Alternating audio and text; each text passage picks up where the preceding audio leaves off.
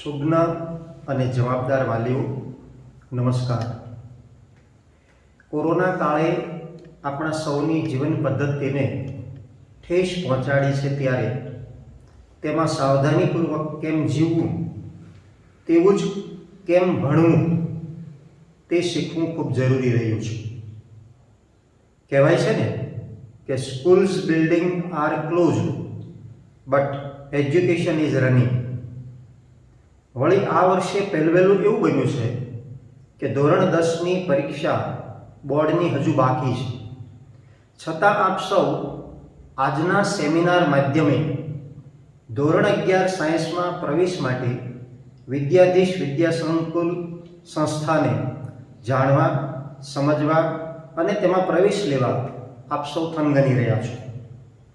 વર્ષ 2012થી કાર્યરત એવી શહેર અને રાજ્યની ખ્યાતનામ સંસ્થા એટલે વિદ્યાધીશ વિદ્યા સંકુલ ભાવનગર, જ્યાં બંને માધ્યમમાં એટલે કે બાલ મંદિરથી લઈ ધોરણ 11-12 science, arts, commerce result oriented અભ્યાસક્રમ ચાલી રહ્યો છે।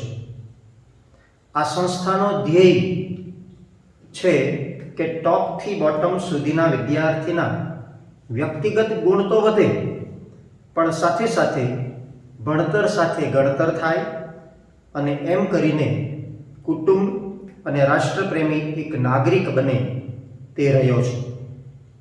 તેથી જ તો છેલ્લા વર્ષોથી વિદ્યાધીશ વિદ્યા સંકુલ ધોરણ 11-12 સાયન્સ અભ્યાસ માટે આ શાળા, શિક્ષકો અને સંચાલક શ્રી પ્રત્યેની શ્રદ્ધા અને સુવાસ આખા રાજ્યમાં ફેલાઈ છે। વિદ્યાધીશ વિદ્યા સંકુલના ફાઉન્ડર ટ્રસ્ટી એવા ડૉક્ટર સુતરિયા સાહેબ આ શહેર અને રાજ્યમાં શિક્ષણ જગતમાં ખૂબ જ જાણીતું નામ છે કે જેમના માઇક્રો પ્લાનિંગ અને શાર્પ ગાઈડન્સને કારણે ધોરણ 11-12 સાયન્સના છાત્રો દર વર્ષે રાજ્યના ટોપર્સમાં સ્થાન પામે છે, મેળવે છે। સુતરિયા સાહેબ સંસ્થાના સમગ્ર સ્ટાફને સાથે રાખી શૈક્ષણિક નિર્ણયો લેવામાં અને શિક્ષકોને વિષય શિક્ષણમાં જરૂરી સાધન સગવડ આપવામાં માને છે, ઉપરાંત શિક્ષકોના ક્રિએટિવ વિચારોને સ્થાન અને માન આપે છે।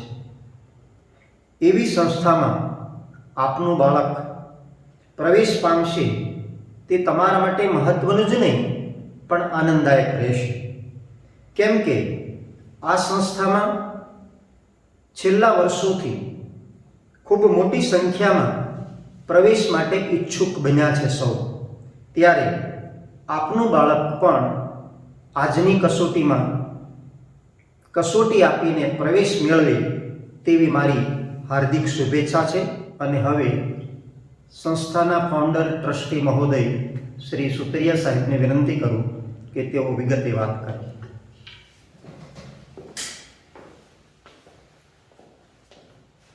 ઓનલાઈન સેમિનારમાં જોડાયેલા સર્વે વિદ્યાર્થીઓ અને વાલીઓને મારા નમસ્કાર, વંદન। દર વર્ષે 10માની એક્ઝામ બાદ આ પ્રકારના માહિતી સેમિનારનું આયોજન કરવામાં આવતું હોય છે। આ વર્ષે 10માની એક્ઝામ હજુ લેવાઈ નથી, ક્યારે લેવાશે એ પણ આપણને ખબર નથી। તો એનો અર્થ એવો નથી કે આપણે આગળ નથી ભણવાનું, આપણે આગળ વધવાનું છે। તો આપણે માહિતી મેળવવી આવશ્યક પણ છે અને ઉપયોગી પણ છે। તો રૂબરૂ તમને નથી બોલાવી શકાય, દર વર્ષે તો સ્કૂલના કેમ્પસમાં જ ડોમ તૈયાર કરવું પડતું, જેમાં બહુ મોટી સંખ્યામાં વાલીઓ બેસી શકે, ખૂબ દૂર દૂરથી વાલીઓ આવતા હોય અને માહિતી મેળવતા હોય છે।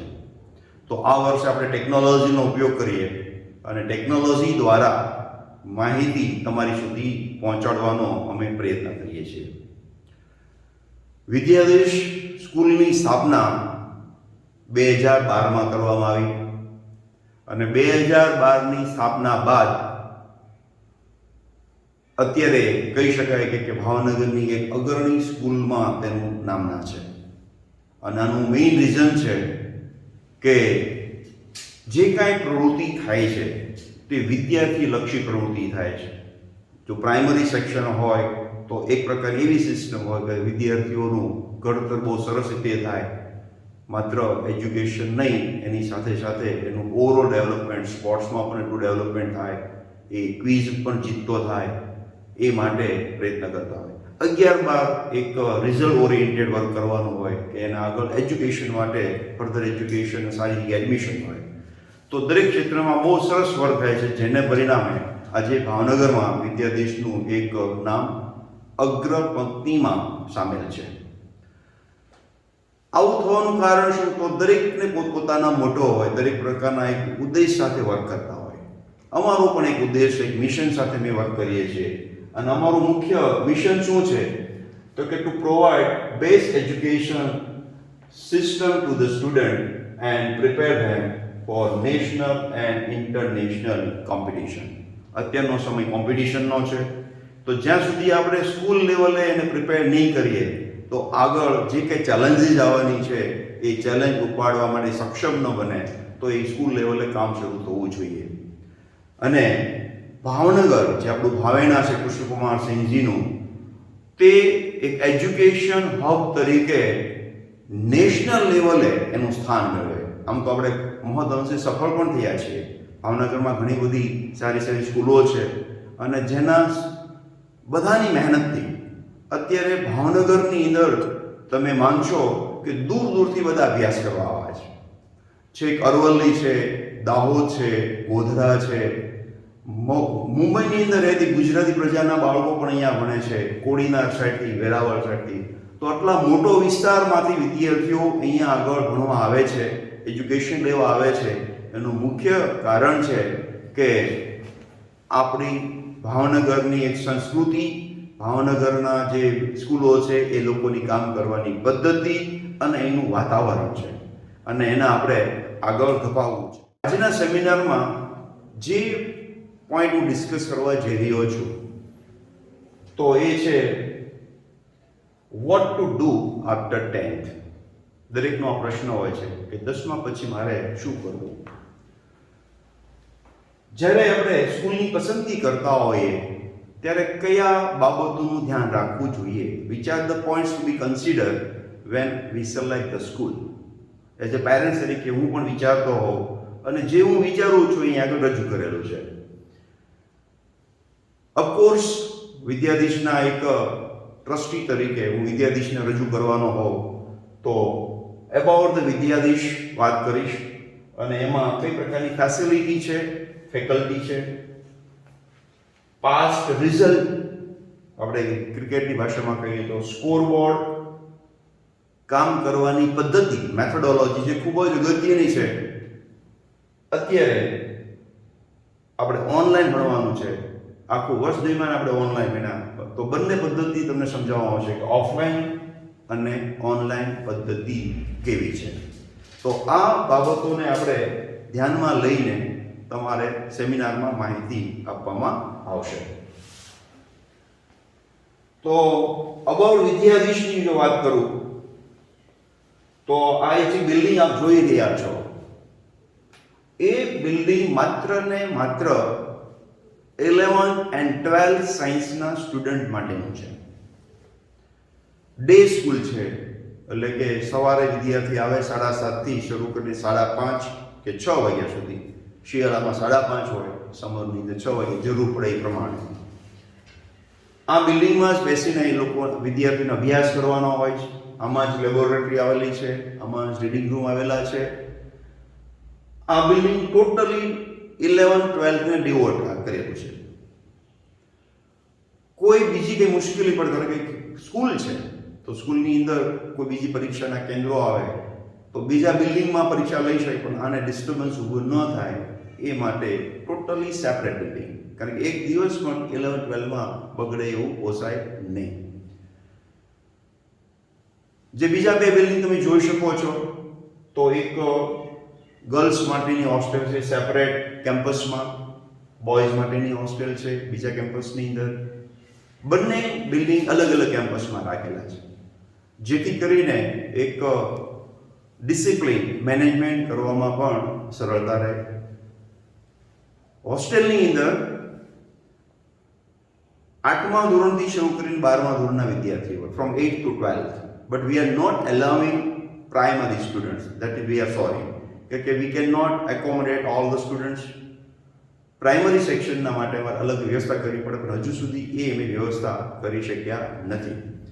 8 થી 12 માટેની આ આપણી હોસ્ટેલની સુવિધા છે અને ખૂબ જ ડિસિપ્લિનની અંદર, ખૂબ જ પૌષ્ટિક આહાર સાથે, 2 ટાઈમ જમવાનું, 2 ટાઈમ નાસ્તા સાથે આપણે આ વ્યવસ્થા પૂરી પાડીએ છીએ.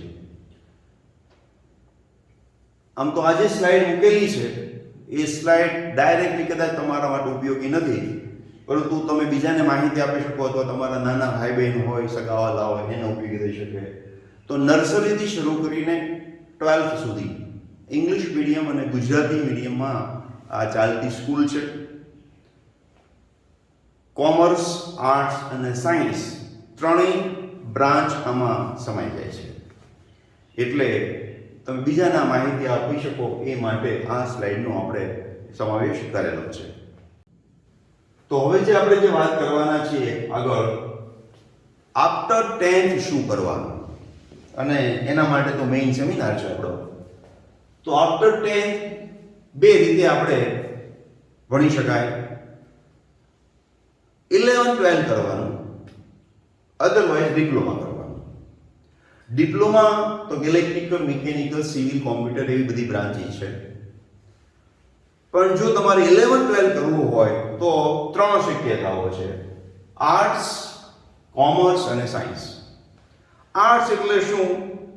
તો કે એમાં ભાષા બધી ભણવાની આવે, હિન્દી છે, ઇંગ્લિશ છે, સોશિયલ સાયન્સ છે, હિસ્ટ્રી છે. તો એ બધું જે ભણવું એટલે આર્ટ્સ કહેવાય. ઘણી બધી સંખ્યામાં આર્ટ્સ રાખવાવાળા વિદ્યાર્થીઓ હોય છે, પરંતુ એની સામે એટલી તક ઓછી હોય છે. થોડું સહેલું હોય છે, પણ તક અમે ઓછી. શું કહે છે, જેવું સહેલું હોય એનું મહત્વ ઓછું હોય. બીજું કોમર્સ તમારી લાઈન છે. કોમર્સની અંદર તમારે શું ભણવાનું હોય? તો કે એકાઉન્ટ છે, બેન્કિંગ છે, સ્ટેટિસ્ટિક્સ છે, ઇકોનોમિક્સ છે, એવું બધું આવતું હોય એટલે કોમર્સ કહેવાય. સાયન્સ, તો સાયન્સની અંદર શું બની શકાય? તો એ તમે કયું ગ્રુપ પસંદ કર્યું એના પર નક્કી થાય. 2 પ્રકારના ગ્રુપ આવે છે, એ ગ્રુપ અને બી ગ્રુપ. એ ગ્રુપ શું, બી ગ્રુપ શું, એની માહિતી તમને મળવી બહુ જરૂરી છે.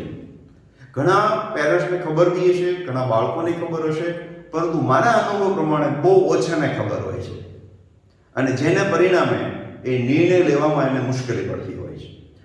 તો એ ગ્રુપ એટલે શું કે જો એન્જિનિયરિંગ સાઈડ જવું હોય, પછી એન્જિનિયરિંગમાં બધા પ્રકારની એન્જિનિયરિંગ આવી જાય, સિવિલ બી આવી જાય, કોમ્પ્યુટર બી આવી જાય, આઈટી સેક્ટર બી આવી જાય.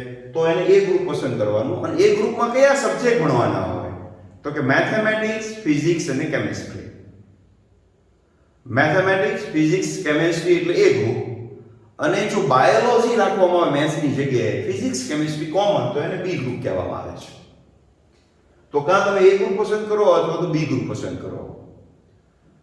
એ ગ્રુપ એટલે એન્જિનિયરિંગ સાઈડ અને બી ગ્રુપ એટલે મેડિકલ સાઈડ. મેડિકલમાં ઘણી બધી શાખાઓ છે, એમાં આપણે પ્રવેશ લઈએ, પ્યોર મેડિકલ અથવા તો પેરામેડિકલ સાયન્સ. એબી ગ્રુપ પણ આવે છે, પરંતુ એ તમને સલાહ આપ્યા જેવી નથી. કેમ? તો એબી ગ્રુપમાં બંને ભણવાનું, મેથ બી આવે, બાયોલોજી બી આવે. તો તમારે કોમ્પિટિશન કોની સાથે કરવી? 3 સબ્જેક્ટ ભણેલા છે, તો 3 સબ્જેક્ટ ભણે તૈયારી વધારે સારી થાય. તમારે 4 સબ્જેક્ટ ભણવા પડે એટલે તૈયારી પ્રમાણમાં ઓછી થાય. પરંતુ તમે એવું ઈચ્છતા હોય કે મારે બેઝિક સાયન્સ સાથે આગળ વધવું છે, તો એને હું એડવાઇસ આપું કે એને એબી લેવાય, પરંતુ થોડું એને લાંબુ પડી જાય. 2006 સુધી, તમારી જાણ માટે, 2006 સુધી એબી કે એ બી જુદા ગ્રુપ નહોતા. બધું બધાને ફરજિયાત મેથ અને બાયોલોજી ભણવું જ પડતું હતું. પણ એ સમય કોઈ જુદો હતો, ત્યારે બધાને એક સરખું જ ભણવામાં આવતું હતું, જેથી કે કોમ્પિટિશન એની વચ્ચે થવાની હોય એટલે કોઈ મુશ્કેલી પડે નહીં. અત્યારે 3 સબ્જેક્ટ અને 4 સબ્જેક્ટ ભણવાના થાય તો સ્વાભાવિક છે 4 સબ્જેક્ટમાં મુશ્કેલી થોડી પડે. હવે કયું સારું અને કયું ખરાબ? તો એકેય ખરાબ નથી. બધું સારું જ છે. તમારે એ ગ્રુપ રાખીને 100% તમારું આપો, બી ગ્રુપ રાખીને 100% તમારો નિચોડ આપી દો, તો બંને ગ્રુપ સારા છે. બંનેમાં તમને વિકસવાની તક મળે છે. અને જો આપણે એવું ન કરીએ તો બંનેમાં મુશ્કેલી પડે. તો ગ્રુપ તમારી રુચિ મુજબ લઈ શકાય. હવે ઘણી વખત પ્રશ્ન એમ થાય કે રુચિ મને મેથેમેટિક્સમાં છે અને મેથ રાખીને તમે સાયન્સમાં આગળ વધો, પછી કે મારે તો ડૉક્ટર બનવું હતું, તો પાછું બની શકાતું નથી. ભલે મેથમાં તમારી રુચિ છે પણ બનવું હતું ડૉક્ટર, તો ડૉક્ટર બનવા માટે બી ગ્રુપ રાખવું ફરજિયાત છે. એટલે માહિતી મેળવવી ખૂબ જ જરૂરી છે. તો આ વાત થઈ સાયન્સ, કોમર્સ અને આર્ટ્સ, 3 જુદી જુદી તમારી શક્યતાઓની. મોટા ભાગના વિદ્યાર્થીઓ આર્ટ્સ રાખે છે, સેકન્ડ નંબરે વિદ્યાર્થીઓ કોમર્સ રાખે છે અને ઓછી સંખ્યામાં વિદ્યાર્થીઓ સાયન્સ રાખતા હોય છે. તકો સાયન્સમાં વધારે છે. પછી સાયન્સમાં રાખેલો ગ્રેજ્યુએટ થયેલો વિદ્યાર્થી બેંકમાં પણ જઈ શકે છે અને સારું ઓથર પણ બની શકે છે. પરંતુ ઉલટી શક્યતા નથી, એટલે કે આર્ટ્સ રાખેલો ડોક્ટર ના બની શકે. તો સાયન્સ એ બેને સમાવી લે છે આમ તો. એટલે જો તમારી કામ કરવાની ધગશ હોય, સાયન્સ પ્રત્યે રુચિ હોય, ચેલેન્જ ઉપાડવાની સ્વીકૃતિ હોય, તો મારી સલાહ મુજબ સાયન્સ રખાય. પછી તમારે નક્કી કરવાનું છે. હવે આટલી ચર્ચા કર્યા પછી ધારો કે આપણે મન બનાવ્યું છે કે મારે સાયન્સ સ્ટ્રીમમાં જવું છે, પછી એ ગ્રુપ હોય કે બી ગ્રુપ. હા, એવું પણ બને કે તમે અત્યારે ચોક્કસ નક્કી ન કરી શકો કે એ ગ્રુપમાં જવું કે બી ગ્રુપમાં, તો 15 દિવસ જોઈ પણ શકાય કે ભાઈ હું ક્યાંમાં વધારે ફિટ બેસીશ અને પછી પણ નિર્ણય કરાય. કારણ કે આ તો આપણે આખી લાઈફનો પ્રશ્ન છે. તો એક વખત નક્કી કરી આમ તો પછી ફેરફાર નહીં થાય એવું નહીં, પરંતુ 15 દિવસમાં આપણે ચોક્કસ એનો ફેરફાર કરી શકીએ. હા, હવે વાત આવી કે મારે સાયન્સ કરવું છે, તો હવે ભાવનગરનો ઇતિહાસ તમે જોશો ને, તો જ્યારથી ભાવનગરમાં સેલ્ફ ફાઇનાન્સ સ્કૂલ, ડે સ્કૂલનો કોન્સેપ્ટ આવ્યો, ત્યારથી ભાવનગરની અંદર એક એજ્યુકેશનનું વાતાવરણ ખૂબ જ સારું બન્યું. ખૂબ જ સારા વિદ્યાર્થીઓ પરિણામ આપવા માંડ્યા, સ્કૂલના સરસ પરિણામ આવવા માંડ્યા. જેને પરિણામ મેં તમને અગાઉ કીધું મુજબ બહુ દૂર દૂરથી વિદ્યાર્થીઓ અભ્યાસ કરવા આવે. અમારી સ્કૂલમાં કહું છું મુજબ અરવલ્લી છે, ગોધરા છે, છેક સુરત, મુંબઈના આઉટસ્કર્ટમાંથી બધા વિદ્યાર્થીઓ ભણવા આવે છે. તો એ સ્કૂલના વાતાવરણને કારણે કોઈક એવું વિચારતું હોય કે મારે કોચિંગ ક્લાસમાં જવું છે અને હું કોઈ બીજી સ્કૂલમાં એડમિશન લઈને ભણવાનું ત્યાં લઈશ, તો સ્કૂલ આખરી સ્કૂલ છે. જો કોચિંગ ક્લાસ એટલું જ અગત્યનું હોય તો સરકાર દ્વારા પણ માન્યતા મળી જાય અને એમાં એડમિશન થતા થાય. પરંતુ સ્કૂલની અંદર ઓવરઓલ ડેવલપમેન્ટ થાય અને વિદ્યાર્થીનું રિઝલ્ટ આવે છે. હા, જ્યાં આગળ આવી વ્યવસ્થા ન હોય ત્યાં આગળ જુદી વાત છે. પરંતુ જ્યારે ભાવનગરમાં એટલી સરસ વ્યવસ્થા છે, ઘણી બધી સરસ સ્કૂલો છે, તો એને આવું મારા હિસાબે વિચારાય નહીં. હા, એટલી વાત કહી શકે કે ભાઈ કોચિંગ ક્લાસ છે એ કદાચ સપોર્ટિંગ રોલ અદા કરી શકે. આપણે કહીએ ને કે ભાઈ ગમે એટલા નાસ્તો કરીએ પણ લંચ ડિનરની તો જરૂર પડે, તો સ્કૂલ એટલે સ્કૂલ. અને સ્કૂલની અંદર જો આટલું બધું સરસ વર્ક થતું હોય તો બીજું ન વિચારે. પછી કોઈ પણ સ્કૂલમાં તમે જતા હો જે સારું રિઝલ્ટ પ્રોડ્યુસ કરતા હોય, સારી ટીમ હોય, મેં તમને અગાઉના જે પોઈન્ટ કીધા એ પોઈન્ટ મુજબ જ્યાં કામ થતું હોય તમે એ વિચાર ચોક્કસ કરી શકાય. એવું પણ બની શકે કે ફરજિયાત એમ કે સ્કૂલની હાજરી આવી જાય અને પછી ક્લાસીસમાં, તો કેટલી મુશ્કેલી પડે. બાળક વિચાર આખું કહીએ ને કે સેન્ડવિચ થઈ જાય. તો એવું ન થાય એટલે અગાઉથી વિચારવું ખૂબ જ જરૂરી છે, જેથી કરીને બાળકને કોઈ મુશ્કેલી પડે નહીં. સ્કૂલની અંદર જ ભણવાનું, સ્કૂલની અંદર તમારા ડાઉટ થતા હોય, સ્કૂલમાં જ તમારી ટેસ્ટ લેવાય, સ્કૂલમાં જ તમારે પ્રેક્ટિકલ, કોઈ જગ્યાએ બીજી ઇધર ઉધર નહીં જવાનું. એક જ મેનેજમેન્ટ સાથે તમારે કામ કરવાનું, બીજા કોઈ મેનેજમેન્ટમાં કામ નહીં કરવાનું. નહીંતર એવું પણ બને કે અલગ અલગ જગ્યાએ હોય તો એની અંદર મુશ્કેલીને કારણે છેલ્લે બાળક પછી સેન્ડવિચ થતો હોય. તો આ એક ખૂબ જ અગત્યની વાત છે જે તમારે વિચારવી રહી. So now, which are the points to be considered while selecting school for the admission? That is very, very important. આપણે કોઈ બી વસ્તુ ખરીદવા જતા હોઈએ તો આપણે 5 જણના રિવ્યૂ લેતા હોઈએ અને ઓનલાઈનમાં તો આપણે રિવ્યૂનું ચેક કરતા હોઈએ ભાઈ આના રિવ્યૂ કેવા છે અને પછી આપણે નક્કી કરતા હોઈએ કે તમે નક્કી છે કે મારે મોબાઈલ ખરીદવો છે અને જે મોબાઈલ તમારે ખરીદવો છે એના રિલેટેડ તમે પછી રિવ્યૂ લેવાના. હવે આ તો બાળકના ભવિષ્યની વાત છે, તો એનું જ્યારે આપણે કોઈના હાથમાં સોંપવાનો છે એના ફ્યુચર માટે, તો સ્વાભાવિક છે એના વિશે પૂરી માહિતી મેળવી લેવી ખૂબ જ જરૂરી છે. તો કયા કયા પોઈન્ટને આપણે ધ્યાનમાં રાખવા જોઈએ? તો ફર્સ્ટ ઓફ ઓલ,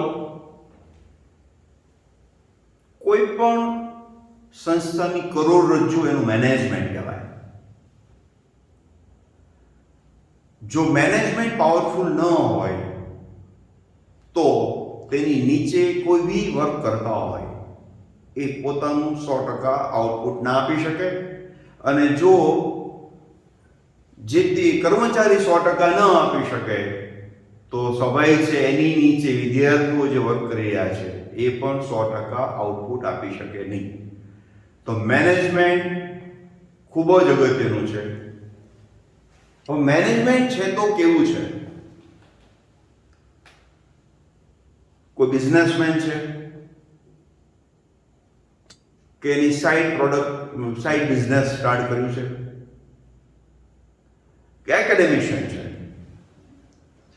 તો જો એકેડેમિશિયન એક મેનેજમેન્ટનો રોલ પ્લે કરતા હોય તો સ્વાભાવિકપણે વિદ્યાર્થીઓની અને ટીચર્સની વાત સમજી શકે અને એને અનુરૂપ એ કંઈક સોલ્યુશન આપી શકે. જ્યારે આ સમજણનો અભાવ હોય ત્યારે બહુ જગ્યાએ આપણે જોતા હોઈએ છીએ કે વિદ્યાર્થીઓ પીસાય, કારણ કે શિક્ષક પીસાવાનો નથી અને વિદ્યાર્થીને પછી પીસાવાનો વારો આવે. તો એક બહુ સારું મેનેજમેન્ટ હોવું જરૂરી છે. ટીચર્સ જે છે જોડાયેલા, એ કેટલા વર્ષોથી સંસ્થા સાથે જોડાયેલા છે, એની સ્ટેબિલિટી કેટલી છે, અથવા ધારો કે સ્ટેબિલિટીમાં કોઈ ટીચરની મૂવમેન્ટ થાય તો વિદ્યાર્થીઓને એની મૂવમેન્ટની અસર થાય છે કે નહીં એ જોવું રહ્યું. એવું બની શકે કે કોઈ શિક્ષક બીમાર પડી જાય, એક્સિડન્ટ થયો, આપણે ઈચ્છીએ નથી એવું કાંઈ થાય, અથવા તો એને ફેમિલી પ્રોબ્લેમને કારણે માઇગ્રેટ થવાનો વારો આવ્યો, એક જગ્યાએ બીજી જગ્યાએ જવાનો વારો આવ્યો, કોઈક કારણસર સ્કૂલ છોડવાનો વારો આવે, તો એની અવેજીની અંદર મેનેજમેન્ટે કઈ વ્યવસ્થા કરેલી છે એ ખૂબ અગત્યનું છે. તો એ જોવાય કે એક વિષય માટે કેટલા ટીચર્સ છે. જો એક ટીચરની મૂવમેન્ટ થાય તો બાકીના ટીચર એનું કામ સંભાળી લેવું જ હોય, એટલે વિદ્યાર્થીઓને એક પણ દિવસનો અભ્યાસ બગડે નહીં. એટલે જ્યાં ટીમમાં કામ થતું હોય તો ત્યાં આગળ આવી કોઈ પ્રશ્નો ઊભા થતા હોતા નથી. એટલે એ જોવાનું. સ્ટેબિલિટી આવશ્યક છે, પરંતુ બની શકે ઘણા કે સ્ટેબિલિટી છે પરંતુ ન મુશ્કેલી પડી તો શું, તો એની સામે એની પાસે રસ્તો હોવો જોઈએ. ટીચર જે છે તે કેટલા અનુભવી છે, કેટલા મેચ્યોર છે, એનું મહત્વ છે.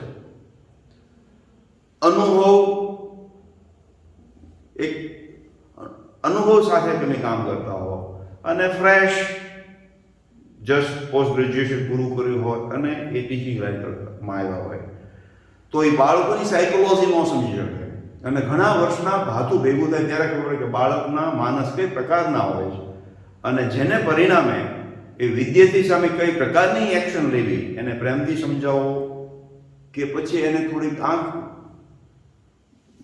પાડીને આપણે સમજાવવું, એ આપણે નક્કી કરવાનું થાય. અને અનુભવથી શીખાય. નહીં તો એક જ રસ્તો કે ભાઈ ખીજાથી બાળકો વર્ક કરતા હોતા નથી. એટલે અનુભવ બહુ જરૂરી છે, એની મેચ્યોરિટી ખૂબ જરૂરી છે, નાની ઉંમર મેચ્યોરિટી ના ઓછી હોય, ઉંમર વધતા મેચ્યોરિટી વધતી હોય. તો એ ખૂબ જ અગત્યનું છે. ક્વોલિફાઈડ ટીચર છે કે નહીં, ટીચર જે ટીચિંગ લાઈનમાં આવ્યા છે એના શોખથી આવેલા છે કે પછી બની બેઠેલા ટીચર છે, એ પણ અગત્યનું છે. તો એની ક્વોલિફિકેશન કેવી છે, માસ્ટર ડિગ્રી છે, એમએડ છે કે પીએચડી છે, કઈ જગ્યાએ એજ્યુકેશન લીધેલું છે, કેવી સંસ્થામાંથી આવેલા છે, એ પણ અગત્યનું છે. તો મને કહેતા એક ગર્વ છે કે અમારી ટીમની અંદર ડોક્ટરેટ કક્ષાના ટીચર છે, બીએડ કરેલા હોય અથવા આઈઆઈટી એનઆઈટીમાં જેને એજ્યુકેશન લીધેલું છે એવા દિલ્હી યુનિવર્સિટીમાંથી ભણેલા છે, જમ્મુ એનઆઈટીમાંથી ભણેલા છે. તો આ પ્રકારના આઈઆઈટી અથવા એનઆઈટીમાં ભણેલા એક સારા ટીચરોની ટીમ સાથેની એમઈ થયેલા પણ છે. તો આવા એક ટીચરોની ટીમ છે.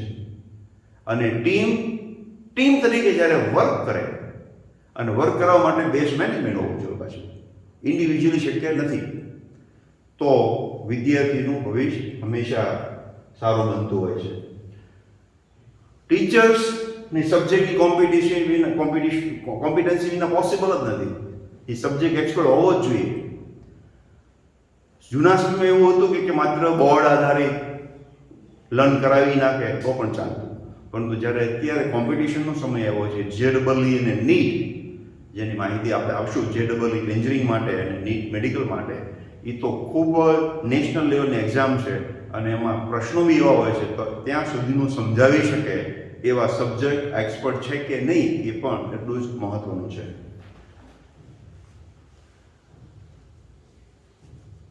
જે આના પર બધા ઓછું ધ્યાન આપે છે કે બાળક જે 12મા સુધી ભણે છે, સ્કૂલમાં જે મેળવે છે ને, એ એને લાઈફ ટાઈમ પછી ઉપયોગમાં આવવાનું હોય છે. કોલેજની અંદર વસ્તુ જુદી છે. તો સ્કૂલ લેવલ સુધીમાં એનું ઓવરઓલ ડેવલપમેન્ટ થવું જોઈએ. આપણે કહેતા હોઈએ પછી કે ભણ્યો ખરો પણ ગણ્યો નહીં. તો જ્યારે એને ગણતરની વાત આવતી હતી ત્યારે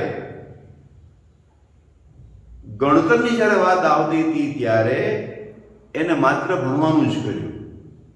એટલે જ્યારે માર્કેટમાં જાય, ફિલ્ડમાં જ્યારે જાય, ત્યારે એ એટલો સફળ થઈ શકતો નથી. મૂંઝાયેલો રહે. હવે આગળની વાત કરું, જે ખૂબ અગત્યનું છે. એક ક્લાસમાં કેટલા વિદ્યાર્થીઓને બેસાડવામાં આવે છે? સરકારશ્રીની ગાઈડલાઈન મુજબ ક્લાસરૂમ છે. બહુ સ્વાભાવિક છે વાલા કે ઓછા વિદ્યાર્થીના ક્લાસ હોય અને મોટી સંખ્યામાં વિદ્યાર્થીઓ હોય તો અમારા અનુભવ પ્રમાણે 10% વિદ્યાર્થીઓ જ સારી રીતે ભણી શકે. બાકીના બધાને તમારે આઈ કોન્ટેક્ટ કરવો પડે, અને જ્યાં સુધી આઈ કોન્ટેક્ટ શક્ય ન બને ત્યાં સુધી એ વિદ્યાર્થી ભણવામાં ઇન્વોલ્વ ન થાય. તો મોટો જો ક્લાસ હશે તો 10% વિદ્યાર્થી ચોક્કસ એમાં ઇન્વોલ્વ થશે, ટીચર્સની ટીચિંગમાં ઇન્ટરેસ્ટ પણ લેશે. પરંતુ મોટો સમૂહ એવો છે જેને જો આઈ કોન્ટેક્ટ કરવામાં આવે, એને નામ સાથે બોલાવવામાં આવે, બોલ પરેશ શું છે એવું નામ સાથે જ્યારે બોલાવીએ તો એનું ભણવામાં ઇન્ટરેસ્ટ પણ વધે અને એનું ઇન્વોલ્વમેન્ટ પણ વધે. તો મોટા ક્લાસમાં આ પોસિબલ નથી. નાનો ક્લાસ હોય એટલે ગવર્મેન્ટના નિયમ પ્રમાણે 60-65નો ક્લાસ હોય તો એમાં તમે દરેક વિદ્યાર્થીને નામજોગ બી બોલાવી શકો, એને સબ્જેક્ટમાં રસ લેતો પણ કરી શકો. તો એક ક્લાસની સ્ટ્રેન્થ કેટલી હોય છે ખૂબ જ અગત્યની વાત છે, અને એમાં આંખ આડા કાન કરી શકાય એવું નથી.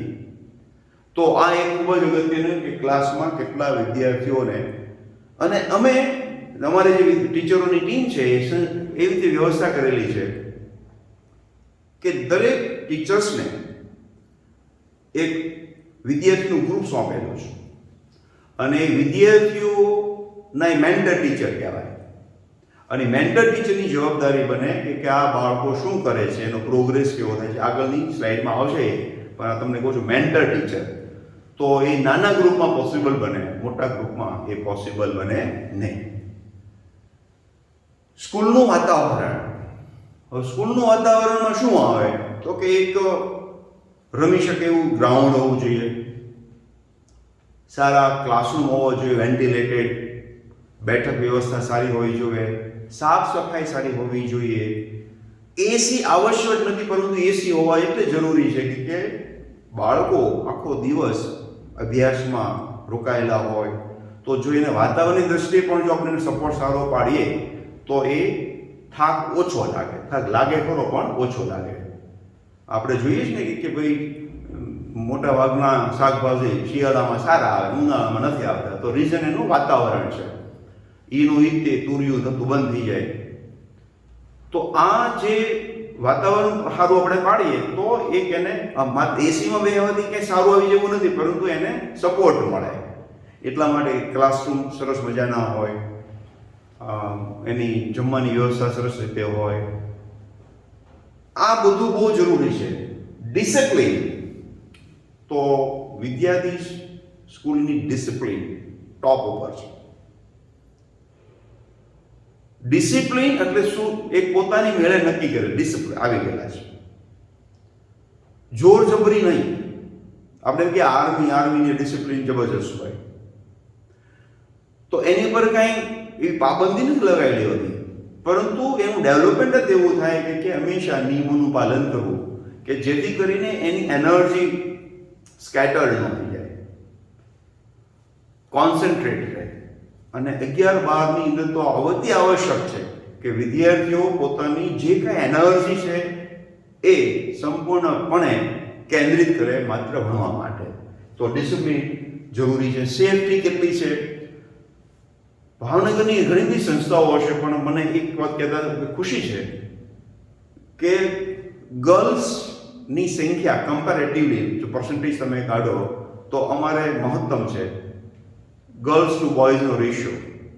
તો એનું રીઝન છે કે ભાઈ એડમિશન અહીંયા હોય તો ગર્લ્સમાં બહુ ચિંતા કરવી નહીં, કારણ કે અમે એવી ત્યાં સુધીની ગોઠવણી કરી કે વિદ્યાર્થીઓ છૂટે એટલે એને રસ્તામાં પછી ઊભું નહીં રહેવાનું.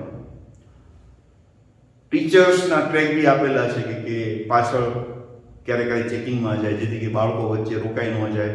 નાના બાળકો છે એને સમજાવવા જ હોય છે, એની ઉપર જોવું કરવાથી નથી, એને સમજાવવાના હોય તો વચ્ચે ન રોકાય ને સીધા ઘરે જતા રહે, જેથી કરીને જે બીજી એની અસર થવાની માણસ ઉપર બીજી કોઈ અસર ન થાય, એને સારા વિચારો જ આવે, એટલે માત્ર એ ભણવામાં કોન્સન્ટ્રેટ થઈ શકે, બીજી પ્રવૃત્તિમાં ભાગ લઈ શકે નહીં. અને સ્કૂલનું ઇન્ફ્રાસ્ટ્રક્ચર મેં તમને કીધું એ મુજબ ખૂબ અગત્યનું છે એડવાન્સ એકેડેમિક કેલેન્ડર. અમે એડવાન્સમાં કેલેન્ડર આપીએ કે આ મુજબ તમારો સિલેબસ ચાલશે, આ મુજબ તમારી ટેસ્ટ લેવાશે. એટલે કે પહેલેથી પ્લાનિંગ કરતા શીખે બાળકો, અને જેટલું સારું પ્લાનિંગ કરી શકે એટલું તમારું રિઝલ્ટ સારું આવે. રિઝલ્ટ આવવા માટે માત્ર ટીચિંગ એટલું પૂરતું નથી. રિઝલ્ટ સારું પ્રોડ્યુસ કરવા માટે સિસ્ટમ આખી જવાબદાર હોય છે. જેટલી સારી સુદૃઢ ફૂલ પ્રૂફ સિસ્ટમ એટલું સારું રિઝલ્ટ આવે. એટલે ટીચિંગ તો કરવાનું હોય, ટીચરને કામ એ જ હોય છે, ટીચિંગ જ કરવાનું હોય, પરંતુ એ ટીચિંગ કર્યા પછી બાળકો પાસે કામ કેમ લેવું એનું વધારે મહત્વ છે. આપણે કહીએ કે ભાઈ આપણે બધા તો માસ્ક પહેરવો ખબર છે, માસ્ક પહેરવો ફરજિયાત છે, માસ્ક પહેરવાથી કોરોના ન થાય, અટકે, એ પણ આપણને ખબર છે. તેમ છતાં જો આપણને છૂટ મળે તો ઘણા બધા માસ્ક નથી પહેરતા. પણ ખબર પડે કે આગળના કોઈ સર્કલ પાસે પોલીસ ઊભી છે તો માસ્ક પહેરે, કારણ કે એ ફોલોઅપ લીધું, પોલીસે ફોલોઅપ લીધું. એમાં તો દંડની જોગવાઈ છે. તો જો તમારી પાસે કોઈ ઉઘરાણી પાછળ રહે તો વરખાય, અને પાછળ ન રહે તો વર્ક ન થાય. 10% વિદ્યાર્થીઓ હોય છે પોતાની મેળે વર્ક કરી શકે, બાકી 80% વિદ્યાર્થીઓને તો આપણે પાછળ રહેવું પડે છે. અને એ ત્યારે શક્ય બને એક મર્યાદિત સંખ્યામાં વિદ્યાર્થીઓ હોય, સિસ્ટમ તમારી બહુ સરસ મજાની હોય, ત્યારે શક્ય બને. અને 10% વિદ્યાર્થીઓ તમે ગમે તેમ કરો તો પણ ન કરી શકે એવા હોય, કારણ કે એ એનાથી પર થઈ ગયા. પરંતુ 80% વિદ્યાર્થીનું આપણે ભવિષ્યમાં ફેરફાર કરી શકીએ. 10% તો એ વિદ્યાર્થી કરી શકે એવા જોઈએ. તો એના માટે જોઈએ છે સારામાં સારી સિસ્ટમ. એના સિવાય શક્ય બને નહીં. તો જો તમે પહેલેથી એડવાન્સમાં કેલેન્ડર આપવામાં આવે તો આ પ્રકારનું કેલેન્ડર અમે આપેલું હોય છે. તમે થોડું જોઈ શકો છો કે નીટ જી પ્રોગ્રામ માટેનું કઈ રીતે ટોપિક ચલાવવાના છે, કયા મહિનામાં કઈ રીતે, આ એક પેજ છે ખરેખર. તો આ રીતે અગાઉથી આપી દેવામાં આવે કે જેથી કરીને બાળકોને પ્લાનિંગ સાથે ભણી શકે. અને ઘણી બધી નાની બાબતનું ધ્યાન રાખવામાં આવતું હોય. અને નાની બાબતનું ધ્યાન રાખી, ફોર એક્ઝામ્પલ આપણે એક આઈડિયા ફ્લોટ કર્યો હતો કે તમારે પેન કલેક્ટ કરવાની છે, તમે કેટલું લખો છો તે દરેકની બોક્સ આપવામાં આવ્યા. તો એની વચ્ચે કોમ્પિટિશન થવા માંડે કે મારે વધુ રાઇટિંગ કરવું છે. આ નાનો આપણે આઈડિયા છે. તો એ કંઈ ને કંઈ નવું આપણે કરતા રહીએ જેથી કરી બાળકોનું ડેવલપમેન્ટ થાય. એટલે સિસ્ટમ, કહું છું સિસ્ટમ જવાબદાર છે. માત્ર ટીચિંગ કરવાથી પોસિબલ બનતું નથી. તો કેલેન્ડરની ચર્ચા કર્યા પછી આપણે આગળ વધીએ. સ્કૂલ રિઝલ્ટ કેવો પ્રકારનું છે, કેવા ટોપર્સ છે, કેટલા ફેલર છે, તો એ સેપરેટ સ્લાઇડની હું ચર્ચા કરવા જઈ રહ્યો છું. અને અધર એક્ટિવિટી પણ એટલી જ અગત્યની છે કે સ્કૂલમાં રહીને વિદ્યાર્થીને બીજું શું કરાવવામાં આવે છે. તો અમે જે વિદ્યાર્થીઓ 11 તો સાયન્સ રિલેટેડ જે કાંઈ કોમ્પિટિશન હોય એમાં અમે ભાગ લેવડાવતા હોઈએ છીએ. પીઆર જે physical research laboratory for example છે, તો તેમાં એક પ્રોજેક્ટના કોમ્પિટિશન ચાલતી હોય. અને છેલ્લા 4 વર્ષથી મને કહેતા આનંદ થાય છે, છેલ્લા 4 વર્ષથી વિદ્યાધીશના વિદ્યાર્થીઓ ટોપર કરે છે. છેલ્લા વર્ષનું રિઝલ્ટ આમાં સ્લાઇડમાં ઇન્ક્લુડ કરેલું છે, પણ છેલ્લા 4 વર્ષથી વિદ્યાધીશના વિદ્યાર્થીઓ જ ભાવનગરનું ટોપર કરે છે. અને ગુજરાત લેવલે સુધી પણ સેકન્ડ નંબર સુધી પહોંચ્યા છે. તો 11-12 આ પ્રકારની કોમ્પિટિશન ભાગ લેવડાવે છે. લોઅર ક્લાસ હોય તો એમાં કોઈ પણ પ્રકારની કોમ્પિટિશન હોય, પછી ડ્રોઈંગ કોમ્પિટિશન હોય, એવોક્યુશન હોય, કોઈ પણ હોય. પણ અત્યારે 11-12ની વાત થાય છે, હું આની વાત કરીશ. Glimpse of our past result. ખાલી ઝલક આપણે આપી શકશું, બહુ વધારે ચર્ચા નહીં કરી શકીએ. તો 2020નું જે રિઝલ્ટ છે, તો ભાવનગર જિલ્લાની જે સ્કૂલો છે એમાં જી એડવાન્સ, જી એટલે એન્જિનિયરિંગ સાઇડની કહેવાતી ટોપ લેવલની એક્ઝામ. પહેલાં મેઇન હોય, પછી મેઇનના આધારે એડવાન્સ લેવાય.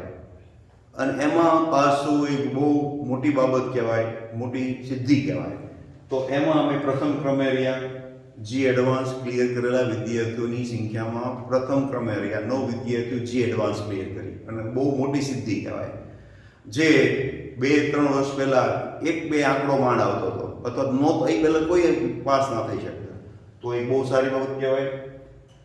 ભાવનગર જિલ્લાની જે સ્કૂલોમાંથી એનઆઈટીમાં જે પ્રવેશ મેળવ્યા છે એમાં અમે પ્રથમ ક્રમે છીએ. એનઆઈટી નેશનલ ઇન્સ્ટિટ્યૂટ ઓફ ટેકનોલોજીમાં પ્રવેશ મેળવવા વિદ્યાર્થીઓની સંખ્યામાં પ્રથમ ક્રમે.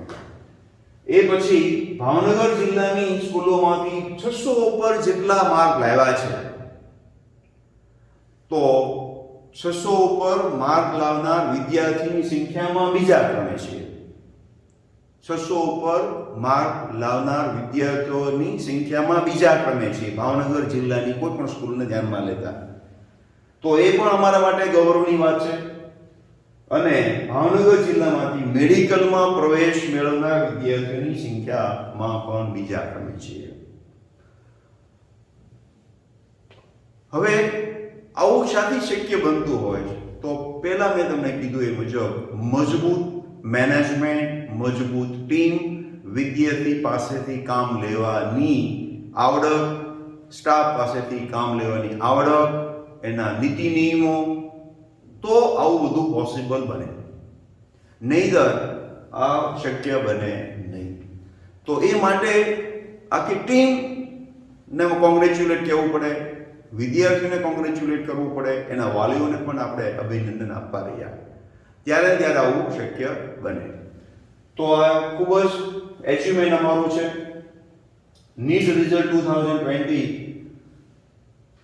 ભાવનગર જિલ્લાની અંદર નીટમાં 720 માર્કમાંથી હોય, પ્રથમ ક્રમે ગુજરાતી માધ્યમમાં છે, તો એ બહુ મોટું એચિવમેન્ટ છે. ભાવનગરમાં જ રહીને વિદ્યાર્થી સ્કૂલમાં જ ભણીને આટલું સારું સ્કોરિંગ કરવું એ નાની સૂની વાત નથી. આ પહેલાં હું જાણું છું ત્યાં સુધી કોઈને આટલા માર્ક્સ ગુજરાતી માધ્યમમાં નથી આવ્યા. ભાવનગરમાં રહીને ભણવાવાળા બેન છે. તો એ સાબિત કરી શક્યા અમે કે કઈ પ્રકારનું અમારું ક્વોલિટી વર્ક થાય છે. જો વિદ્યાર્થીની ક્ષમતા હશે તો અહીંયા ચોક્કસ એ કહીને ખીલી શકે એવું વાતાવરણ આપીએ છીએ. તો આ મહેનત તો એની હોય જ, પરંતુ યોગ્ય ગાઈડન્સ, યોગ્ય વાતાવરણ એ પૂરું પાડવામાં આવ્યું. ઘરેથી ચોક્કસ એના માતા પિતાનો સપોર્ટ પણ મળ્યો હોય. હવે ઘણી વખત એમ વિચારતા હોય કે એડમિશન લેતા હોય ને ત્યારે કમ્પેરિઝન થતી હોય કે એને કઈ પ્રકારનું બાળક. એ હંમેશા જોવે કે તમારા બાળક કયા પ્રકારનું છે, તમારા ઘરનું કયું વાતાવરણ છે, એ વાતાવરણ અને એ બાળકની ક્ષમતા મુજબ કઈ સ્કૂલમાં તમારું બાળક ખીલી શકે એમ છે. જો એવું ને એવું વાતાવરણ એને આપવામાં આવે તો ચોક્કસ ખીલી શકે. પરંતુ જ્યારે આપણે કમ્પેરિઝન કરવાની હોય કે મારે મોબાઈલ લેવો છે, આઈફોન, હું બધા ડેટા લઈ આવું અને બજેટ હું લઉં કે 10,000, તો 10,000નો મોબાઈલ કયો સારો એ મારે જોવાનો આવે. મને એ સારું કહી છે કે કઈ સ્પેસિફિક મોબાઈલ સારો છે એ મારે વિચારવાનો આવે. મારે એનું કમ્પેરિઝન બીજા સાથે કરાય નહીં. તો આપણું બાળક જે છે, આપણું ઘરનું જે વાતાવરણ છે, એ વાતાવરણ મુજબ, એ બાળકના લેવલ મુજબ ક્યાં વધારે ખીલી શકે એમ છે, પછી નિર્ણય કરવો જોઈએ. તો એ બાળકનું ડેવલપમેન્ટ વધારે સારું થાય. આ બીજા બાળકો છે જે 600 પર સ્કોરિંગ કરેલા છે. જી રિઝલ્ટ છે નીટનું, તો આ 2021 જીનું સંસ્થાનો ઉલ્લેખ એ હજી જાન્યુઆરીમાં ડિક્લેર થયું હતી અને એપ્રિલ મહિનામાં ટેસ્ટ લેવાની હતી, પણ હવે બંધ રહી છે, પોસ્ટપોન થઈ છે. બંધ તો નથી રહી હજુ, પણ પોસ્ટપોન રહી છે. ભાવનગર જિલ્લાની અંદર ફિઝિક્સની અંદર ટોપર કર્યું છે 99.90% સાથે. ફિઝિક્સની અંદર ટોપર છે. આ ગયા વર્ષનું રિઝલ્ટ છે. Patel park IIT advance clear કરેલી છે. બધા આઈઆઈટી એડવાન્સ ક્લિયર કરેલા વિદ્યાર્થીઓ છે બધા. આગલા વર્ષની થોડીક ઝલક આપેલી છે આપણે. તો જે વર્ષે સ્કોરિંગ થોડું ડાઉન હતું કમ્પેરેટિવલી, તો એમાં બી 631 સુધી જે અમારો વિદ્યાર્થી પહોંચેલો છે. એટલે કે એ વર્ષે પણ એટલું સરસ વર્ક થયું છે, આ વર્ષે પણ એટલું સરસ વર્ક થયું છે. અધરવાઇઝ ઉપરા કોન્ઝિક્યુટિવલી શક્ય નથી બનતું. ક્યારેક આકસ્મિક આવી શકે, પરંતુ એનું રિપીટેશન ના થાય. તો એ બધી ટીમની સતત મહેનતને આભારી છે, મેનેજમેન્ટને આભારી છે. આ એક ઝલક છે. આ જે 4 દીકરીઓના જે ફોટા છે, એ 5 દીકરીઓ આર્કિટેક્ટ માટેની તૈયારી કરતી હતી. એમાંથી 4 જણ એટલું સરસ પરફોર્મન્સ બતાવેલું છે. આ જે 5 વિદ્યાર્થીઓ છે, મેં પીઆરએલની એક્ઝામમાં જેને ટોપર કરેલું છે, 5 વિદ્યાર્થીઓ વિદ્યાધીશના, મેં કીધું ઇતર પ્રવૃત્તિમાં આવા પ્રકારના અમે ભાગ લેવડાવતા હોઈએ છીએ. આમ ઇન્ટરેસ્ટ ઊભો થવાને કારણે વિદ્યાર્થીઓનું માઇન્ડ ખીલતું હોય છે, એને નવું કરવાની ઈચ્છા થતી હોય છે. તો અહીંયા સુધી મેં તમારી સાથે આફ્ટર 10 શું કરી શકાય, કઈ રીતે સ્કૂલની પસંદગી કરી શકાય, એ માટે જે મારે વાત આપની સાથે કરવાની એ વાત કરી. હવે પછીની વાત, સ્કૂલમાં જે ટીચર્સ વર્ક કરે છે તેઓ કઈ રીતે વર્ક કરે છે, કઈ રીતે વિદ્યાર્થીઓને કાઉન્સેલિંગ કરે છે, કઈ પ્રકારની પદ્ધતિ અપનાવેલી છે, એ બધી માહિતી અમિત સર આપને આપવાના છે. અંતમાં મારે આપને કહેવું છે કે અત્યારે જે પરિસ્થિતિમાંથી આપણે પસાર થઈ રહ્યા છે કોરોના કાળમાં, તો બધા પોતપોતાનું ધ્યાન રાખીએ, માસ્ક પહેર્યું રાખીએ, સોશિયલ ડિસ્ટન્સ મેન્ટેન કરીએ, ખોટા અનનેસેસરી ઘરની બહાર ના નીકળીએ, તો આપણે જે આ પરિસ્થિતિ ઊભી થઈ છે એમાંથી બહાર નીકળવા માટે ઘણા ઉપયોગી થઈ પડશે. Thank you very much. હવે પછી આગળ Amit sir. Hello students and parents, तो जैसा कि सुतरिया सर ने स्कूल के रिज़ल्ट के बारे में आप लोगों को बताया, वैसे ही मैं स्कूल का जो सिस्टम है उसके बारे में इंफॉर्मेशन दूंगा। तो सबसे पहले मैं खुद को इंट्रोड्यूस कर देता हूँ। मेरा नाम अमित है एंड मैं यहाँ पे फिज़िक्स फैकल्टी के तौर पे हूँ। मैंने अपनी बीटेक जो है वो आईआईटी दिल्ली से कंप्लीट की है और मैं पिछले 5 वर्षों से विद्यादेश टीम के साथ जुड़ा हुआ हूँ, ठीक है। और अभी तो मतलब ऐसा है कि मेरे को गुजराती भी अच्छी खासी आ जाती है, गुजराती में अच्छे से समझ भी लेता हूँ, तो उसमें कोई प्रॉब्लम नहीं होती। तो चलिए अपन स्टार्ट करते हैं अपने वर्किंग मेथड के ऊपर कि हम किस तरीके से सिस्टम हमारा जो है कैसे आपको 2 साल तक ये जो है एजुकेशन प्रोवाइड करवाता है, ठीक है। चलिए, तो सबसे पहले देखो ये एक पेज है जो आपको जैसे ही आप एडमिशन लोगे तो आपको पूरी एक बुकलेट मिलेगी जिसका ये पहला पेज है। तो इस बुकलेट में जो भी स्कूल का सिस्टम है उसके बारे में पूरी डिटेल्स आप लोगों को मिल जाएगी, ठीक है। चलिए, तो अपन स्टार्ट करते हैं। सबसे पहले आपको ये मैं जो बताऊंगा अभी ऑफलाइन सिस्टम के बारे में बताऊंगा और फिर जैसे स्कूल का अभी कोरोना के कारण ऑनलाइन सिस्टम है उसके बारे में भी हम डिस्कस करेंगे। तो सबसे पहले देखो 7:20 तक जो है बच्चों को स्कूल में एंटर करना है। उसके बाद में 7:30 तक जो है उनका ड्रॉप बॉक्स में उन्हें अपने जो भी डाउट्स हैं रोल नंबर के हिसाब से उनको बच्चों को, जैसे ये देखो फिजिक्स, केमिस्ट्री, मैथ्स, बायो सभी के आप इसमें डाउट्स वगैरह रख सकते हो विद योर रोल नंबर के साथ में, ठीक है। फिर आपको अपना जो भी होमवर्क है तो वो होमवर्क को आपको यहाँ पे अपने जो भी क्लास के हिसाब से रोल नंबर वाइज ये रैक बनाए हुए रहते हैं जिसमें आप अपने रैक के अंदर होमवर्क को रखेंगे, ठीक है। फिर ये होमवर्क जो है वो बिल्कुल जो होमवर्क चेकिंग की जो टीम होगी वो चेक करेगी और बाद में जो भी आपकी रिपोर्ट होगी वो आपके मेंटर टीचर को दी जाएगी। उसके बाद में प्रेयर होगी। तो ऑफलाइन मोड की हम बात कर रहे हैं, इसमें 7:30 से 7:35 तक आप क्लास वाइज जो है प्रेयर होगी, ठीक है। फिर देखो मेन सब्जेक्ट लेक्चर्स की बात करें तो मेन सब्जेक्ट्स कौन से होंगे, क्योंकि अपने 11th एंड 12th में साइंस स्ट्रीम में ए ग्रुप, बी ग्रुप, तो ए ग्रुप में जो 3 मेन सब्जेक्ट्स होंगे फिजिक्स, केमिस्ट्री एंड मैथ्स होंगे, ऐसे ही बी ग्रुप में फिजिक्स, केमिस्ट्री एंड बायोलॉजी होंगी। तो 3 मेन सब्जेक्ट अपने रहते हैं, ए ग्रुप हो चाहे बी ग्रुप हो। तो सबसे पहले मेन सब्जेक्ट का लेक्चर रहेगा 7:35 से 9 बजे तक का और उसके बाद में दूसरा लेक्चर 9 बजे से लेके 10:30 तक का टाइम रहेगा। उसके बाद में आपको रिफ्रेशमेंट के लिए या ब्रेकफास्ट के लिए आपको थोड़ा टाइम दिया जाएगा जो कि होगा 10:30 से लेके 10:55 तक का, ठीक है। उसके बाद में सब्सिडियरी सब्जेक्ट लेक्चर्स रहेंगे। तो इसमें क्या आएगा, तो इसमें आपका कंप्यूटर आ सकता है, आपकी इंग्लिश की क्लास हो सकती है या फिर आपकी संस्कृत की क्लास हो सकती है जो कि 11 बजे से 12:15 तक चलेगी। फिर आपको लंच ब्रेक का टाइम दिया जाएगा 12:15 से लेके 1 बजे तक का टाइम।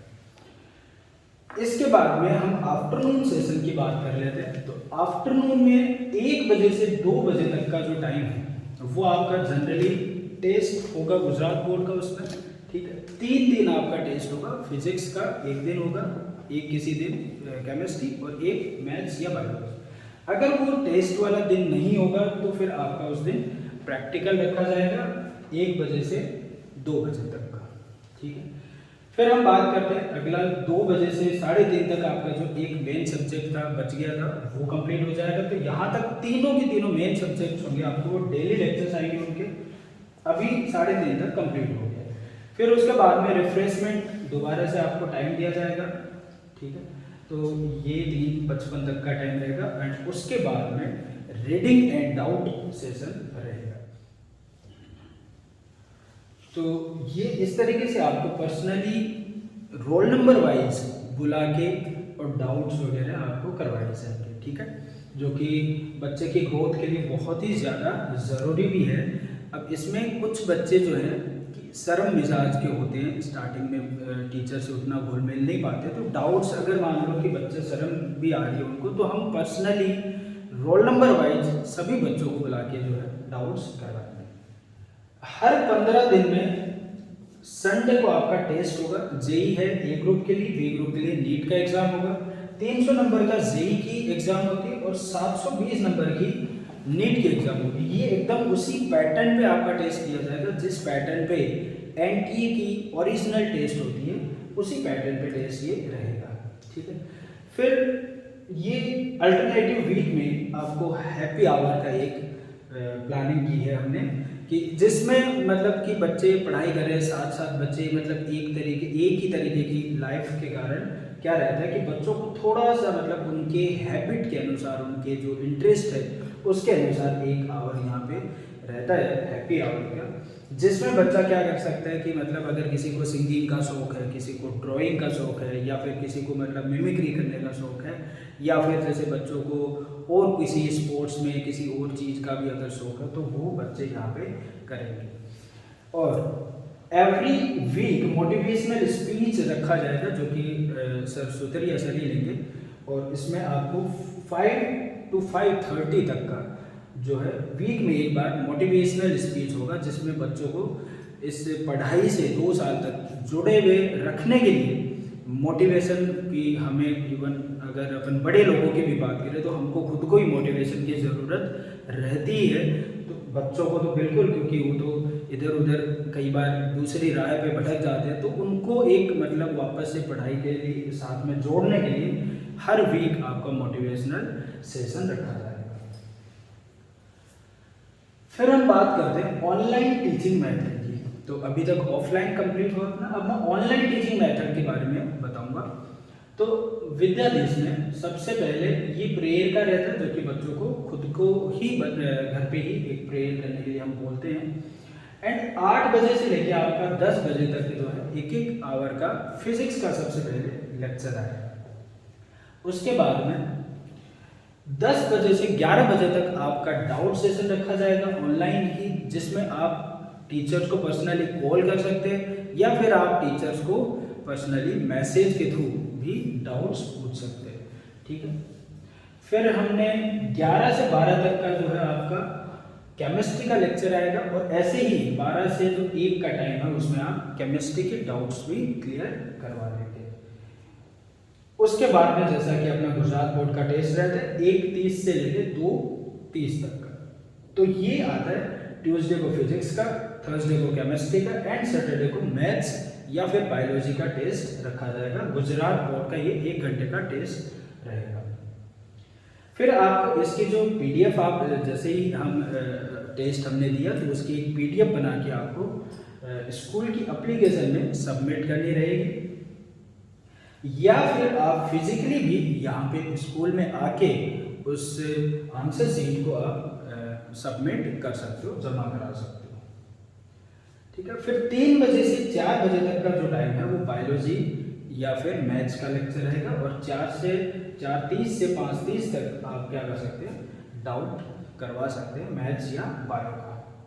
अपने अपने पर्सनल जो भी टीचर्स हैं, जो सब्जेक्ट वाइज जो टीचर्स हैं, उनसे आप बिल्कुल इस चीज़ को कवर कर सकते हैं।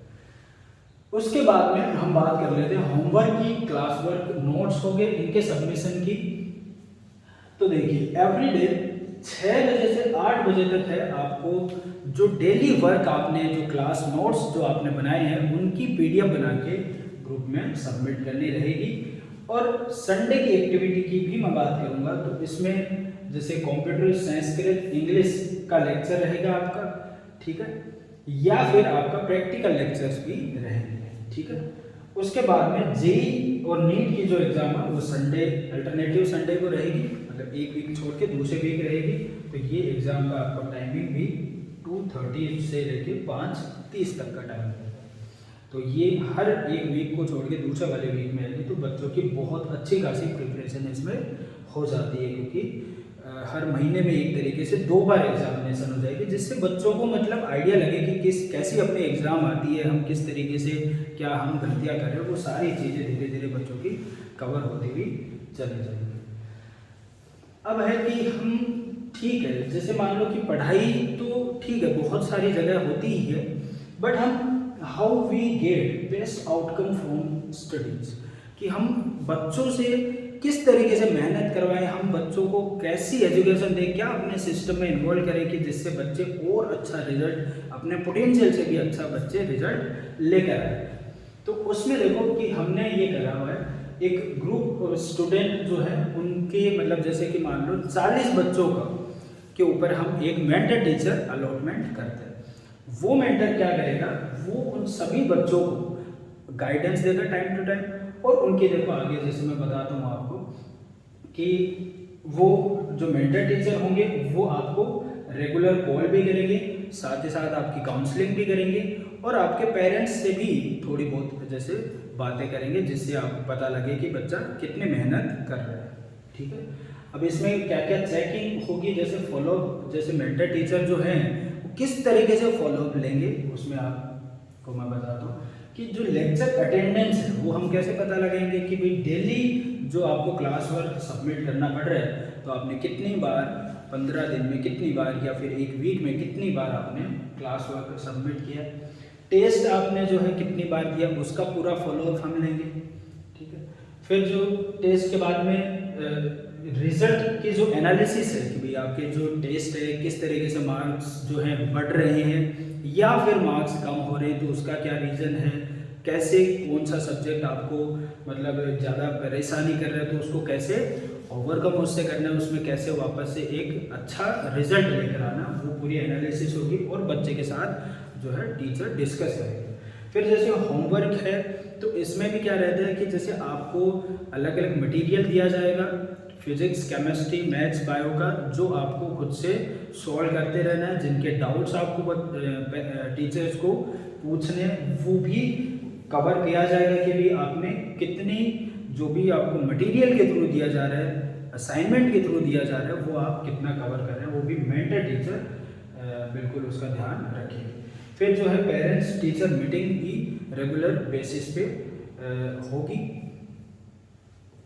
और होम विजिट, जो होम विजिट में क्या रहता है कि जैसे यहाँ पे अपने विद्यादेश ने एक अलग अलग टीम बना रखी है टीचर्स की, जो घर घर पे जैसे बच्चों से मिलते हैं, पेरेंट्स से मिलते हैं, बच्चे को किस तरीके की कोई परेशानी हो रही है या फिर कोई और अलग मतलब जैसे कि कोई बच्चों की क्वेरीज होती है, तो एक है ना घर पे उनको गाइडेंस देने के लिए भी होम विजिटिंग का हमने प्लानिंग किया हुआ है।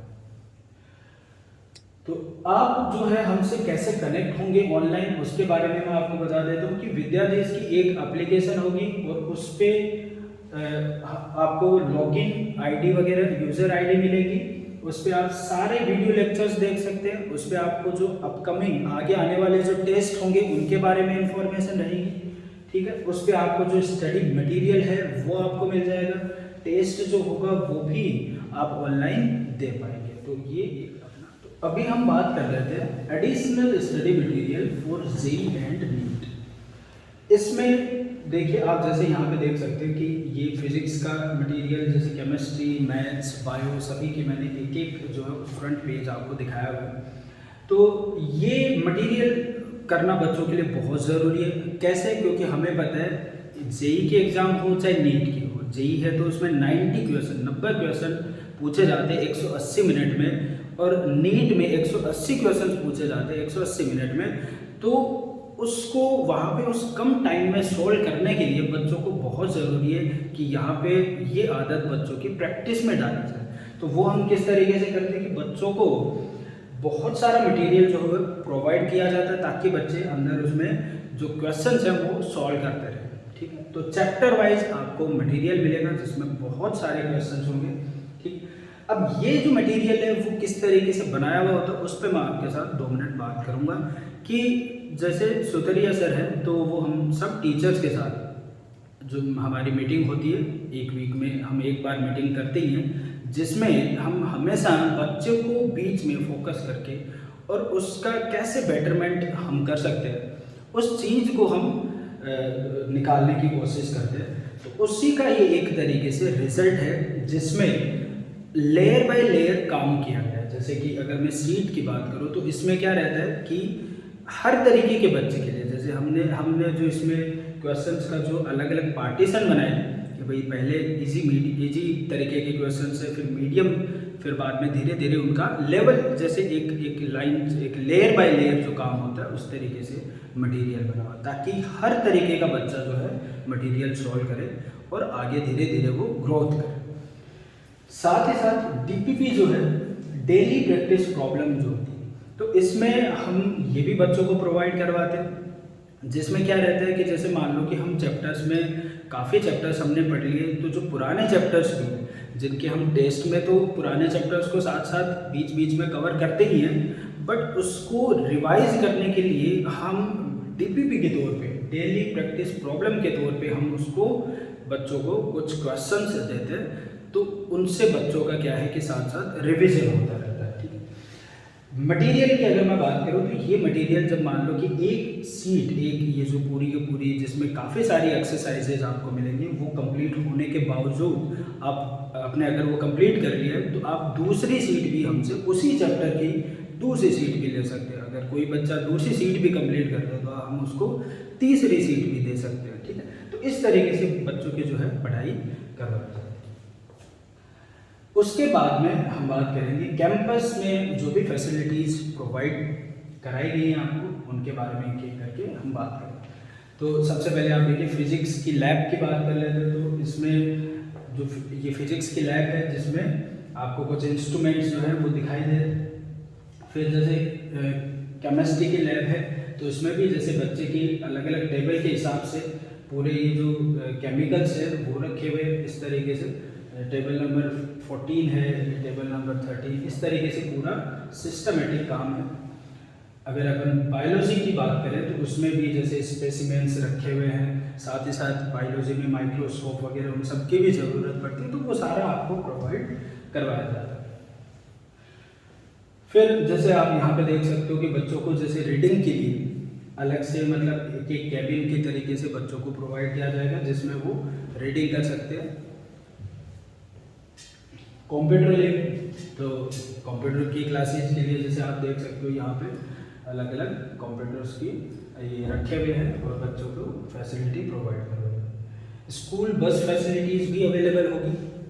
ठीक है, एंड एसी क्लासरूम्स होंगे ताकि बच्चे जो है सुबह से, जैसे अपनी स्कूल है तो सुबह से शाम तक बच्चों को पढ़ाई करवाई जाती है, तो उसके दौरान बच्चे ज़्यादा थकावट ना महसूस करें, तो उसके लिए जो है कंफर्टेबल जोन बच्चों को लगना चाहिए, उसके लिए एसी भी प्रोवाइडेड है।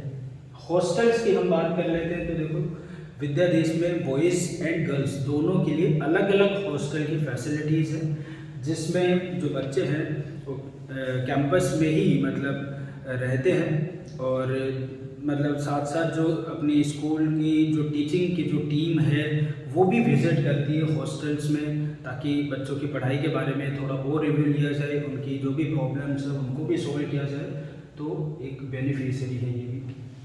फिर अपन कैंटीन की बात कर लेते हैं तो कैंटीन भी स्कूल में अवेलेबल होगी। इसके बाद में हम बात करेंगे लंच एंड ट्रांसपोर्टेशन की।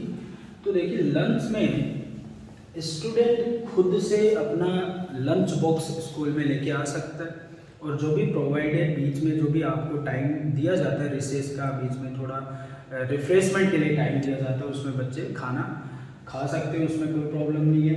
अगर मान लो कि जो है कैंटीन खुद से लंच तो लेके आ ही सकते हैं, या फिर बच्चे यहाँ पे कैंटीन में भी लंच कर सकते हैं, वो भी यहाँ पे फैसिलिटी आपको मिलेगी। और टिफ़िन सर्विसेज भी आपको प्रोवाइड करवाई जाएंगी, जैसे कि मान लो सुबह जल्दी में खाना अगर नहीं बन पाता तो फिर टिफ़िन की भी व्यवस्था की गई। फिर हम बात कर लेते हैं ट्रांसपोर्टेशन की। तो ट्रांसपोर्टेशन में जैसे बच्चे हैं तो अगर थोड़ा नियर बाई रह रहे हैं तो उसमें बाइसिकल को लेके आ सकते हैं, खुद चल के बच्चे मतलब वॉकिंग करते हुए आ सकते हैं, कोई दिक्कत नहीं वहाँ पे। बस स्कूल बसेस होंगी, इको या वैन, इनकी फैसिलिटीज़ भी जो है अपने भावनगर और उसके जो इर्द गिर्द के जो विलेजेस हैं वहाँ पे बस, इको, वैन, इन सब की फैसिलिटीज़ मिलेंगी। और साथ ही साथ थोड़ा बच्चों की सेफ्टी को ध्यान में रखते हुए जो पर्सनल व्हीकल जैसे बाइक हुआ, स्कूटी हुई, इन पे थोड़ी मनाही है अपने स्कूल में, ठीक है। फिर बात कर लेते हैं आफ्टर एडमिशन प्रोसेस। जैसे ही मतलब एडमिशन होता है तो उसके बाद में आपको जो आगे की डिटेल्स होंगी, जैसे कि मान लो टेक्स्ट बुक्स से रिलेटेड या फिर यूनिफॉर्म हो गई या फिर आगे ट्रांसपोर्टेशन की आपका कौन सा वाला रीज़न लगेगा, उसके हिसाब से आपको गाइड कर दिया जाएगा। तो नेक्स्ट अपना है कि एडमिशन प्रोसेस के बारे में। तो इसमें जो एडमिशन प्रोसेस होगी आपकी किस तरीके से होगी, हम उसके बारे में बातचीत करेंगे। तो देखो, सबसे पहले VDVS के जो टेस्ट हम ले रहे हैं अभी, तो उसमें उसके थ्रू आपको एडमिशन मिलेगा। आज भी आपका एक टेस्ट है आफ्टरनून में, ठीक है। VDVS जो जिससे एडमिशन लेते हैं हम लोग, वो एक टेस्ट आज आपका रखा गया है, ठीक है। साथ ही साथ जो NTSC या फिर KVPY या फिर ऐसे ही कोई नेशनल लेवल के एग्ज़ाम्स हैं या फिर नेशनल लेवल के जो ओलंपियाड्स है, अगर कोई बच्चा उनमें सेलेक्टेड है तो भी आप एडमिशन के लिए क्वालिफाई कर जाते हैं। उनके लिए डायरेक्टली एडमिशन मिल जाएगा। सेलेक्टेड स्टूडेंट जो हैं, जो अपना टेस्ट है आज, उसमें जो भी बच्चे सेलेक्टेड हैं उनको इन्फॉर्म किया जाएगा कॉल के थ्रू। कॉल आएगा उनके पास विद्यादेश टीम से, ठीक है।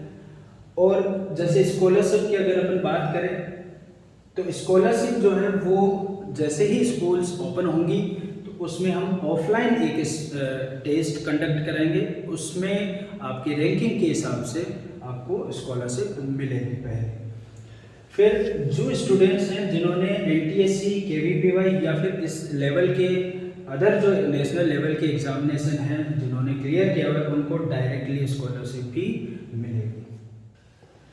तो पहला जो बैच है विद्यादेश का 11th क्लास के लिए, वो शुरू होने जा रहा है फर्स्ट वीक में, मई महीने के फर्स्ट वीक में शुरू होगा। तो जिन भी बच्चों ने एडमिशन ले लिया होगा उनके लिए उनके पास कॉल आ जाएगा या फिर उनको मैसेज के थ्रू इन्फॉर्मेशन पूरी दे दी जाएगी। तो इसके बाद में फ़ी स्ट्रक्चर के बारे में मैं आप लोगों को बता देता हूँ, जिसमें स्कूल की जो फ़ी रहेगी वो 86,000 प्लस GST रहेगी। एंड हॉस्टल्स की जो फ़ी है वो रहेगी बॉयज़ के लिए 69,000 का, गर्ल्स के लिए 61,000 रहेगी। इस हॉस्टल फ़ी में लंच इंक्लूडेड होगा, साथ ही साथ डिनर भी इंक्लूडेड होगा, 2 टाइम का जो है ब्रेकफास्ट भी इंक्लूडेड रहेगा, वो भी इसी में शामिल होगा, और लॉन्ड्री भी इसमें शामिल रहेगी, ठीक है। फिर गर्ल्स की जो फीस स्ट्रक्चर है, ये फीस स्ट्रक्चर बॉयज़ के लिए होगी, बट जैसे सुतरिया सर ने गर्ल्स को एजुकेशन के लिए उनको प्रोत्साहन देने के लिए 20,000 का जो है उनके लिए फ़ी कम रखी है। आपकी जो भी फ़ी होगी उसमें से गर्ल्स अगर होगी तो उनके लिए 20,000 कम हो जाएगी, ठीक है। और जो फ़ी है उसको आप इंस्टॉलमेंट्स में अलग अलग किस्त में आप उसको पे कर सकते हैं, ठीक है। आज का जो ऑनलाइन टेस्ट है उसके बारे में अगर जिन बच्चों ने अभी तक रजिस्ट्रेशन नहीं किया है तो आप कॉल कर सकते हैं, मैसेज कर सकते हैं इन नंबर्स पे, ठीक है। साथ ही साथ आप व्हाट्सएप भी कर सकते हैं इस नंबर पे। तो एक बार आप इसका अगर जिन बच्चों ने ये इसके लिए रजिस्ट्रेशन कराया नहीं है, जो आज की एग्जामिनेशन होगी तो उस आफ्टरनून में ये एग्जामिनेशन है, तो आप उसके लिए एक बार इसका स्क्रीनशॉट भी ले सकते हैं, आपको अगर फ़ोन नंबर चाहिए होंगे तो। अंत में मैं बच्चों को और पेरेंट्स को यही कहना चाहूँगा कि जो विद्यादेश की टीम है वो एक टेस्टेड एजुकेशन पद्धति को फॉलो करती है। देखो, आज के टाइम पे ओनली लेक्चर्स लेना ही इनफ नहीं है, काफ़ी नहीं है, बच्चों को साथ साथ फॉलोअप लेना बहुत ज़्यादा ज़रूरी है। और इसी चीज़ को मतलब आज के टाइम पे सबसे ज़्यादा अहमियत देनी भी चाहिए। मतलब कि जैसे बच्चों के लेक्चर्स हो गए, उसके बाद में जो मटेरियल की अगर मैं बात करूँ तो जो बच्चों को मटेरियल दिया गया क्या वो बच्चे के लिए सूटेबल है या नहीं है, बच्चों को जो कितनी मात्रा में मटेरियल मिला है, क्या वो मात्रा उसके लिए काफ़ी है या नहीं है। साथ ही साथ जैसे बच्चों के जो टेस्ट हुए, उस टेस्ट में बच्चों की कमियों को, उनकी गलतियों को, उन पे ध्यान दिया जा रहा है या नहीं दिया जा रहा। साथ ही साथ बच्चों के काउंसलिंग हो रही है या नहीं हो रही है। और अगर बच्चे का जैसे एक पूरा टेस्ट हुआ, उसके बाद में बच्चों को मोटिवेट कंटिन्यूसली किया जा रहा है या नहीं किया जा रहा है, ये बहुत ही इम्पोर्टेंट पार्ट है किसी भी सिस्टम के लिए। और विद्यादेश इस पूरे जो ये पद्धति है इसको फॉलो कर चुका है। तो ये जो सारी की सारी चीज़ें हैं वो आपको विद्यादेश सिस्टम में मिलेगी कि पूरा एक सिस्टम इस तरीके से डेवलप हुआ है। ठीक है, तो अंत में मैं आप लोगों से विदा लेना चाहूँगा।